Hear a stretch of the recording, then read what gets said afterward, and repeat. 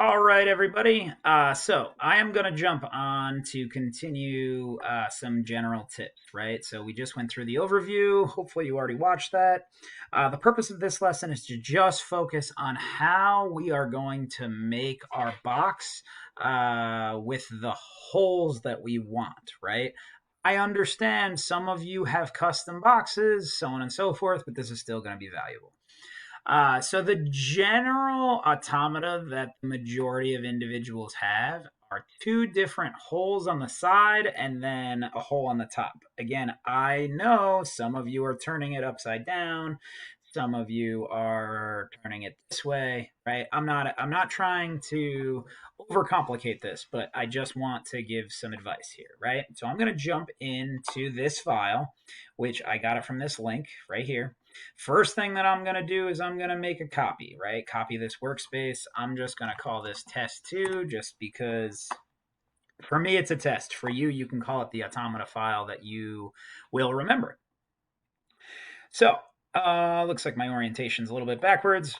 No problem, right? So in this assembly file, okay, we are not going to edit, right? Assemblies are like going to the store.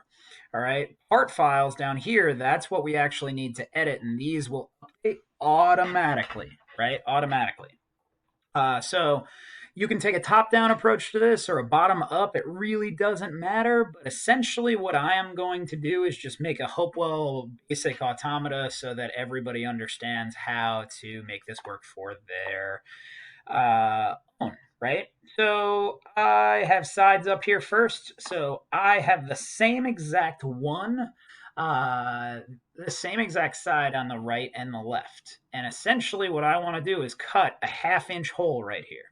So I'm going to draw a sketch on this feature. I'm going to grab a circle. I'm going to make that circle, type in 0.5 inches, hit the green check, and that is now the hole the size that I want. I'm going to click that circle. Instead of add, I'm going to remove because I want to remove that hole. All right, when I take a look at my new box assembly, now I have 2 holes exactly where I want. Right? Now, we're going to apply the exact same thing on the top. Some of you are going to have more than 1 hole, some of you are going to have 1. It's really kind of what you want. All right, so I'm actually instead going to use the same sketch that is already open. If you want to add another one, that's also fine. I'm just going to make 1 hole, again, 1/2 inch, try to keep this consistent as I possibly can, and now my top is good.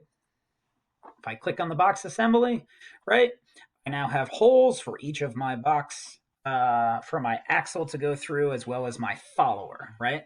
And we're set up for the next video. So hopefully this makes sense. Looking forward to seeing what you learn next.